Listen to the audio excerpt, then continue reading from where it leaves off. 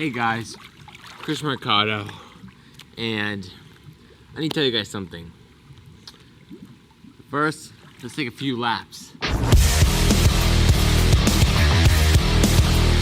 I have an answer to a question that I have, and I'm hoping that that answer answers your question. The question is kind of like, can you have multiple passions, multiple jobs, like multiple hobbies? So for example, I'm a content creator on Instagram and YouTube, and I'm also a filmmaker and a business owner because I own Cristian Mercado Productions. I love making videos and films. Some people say, oh no, you've trained for one thing in your life, you can only be one thing, like you can only be a filmmaker or only a content creator. But I'd like to disagree, because you can actually be a content creator and a filmmaker and like a business owner all at once. You can tie them in all easily together. Like you can have a YouTube channel about filmmaking or about your business, and your business could be about filmmaking. So that really ties in together. Even if like your passions or hobbies don't tie together, you can still have multiple. Like I like working out, I like swimming, I like making YouTube videos,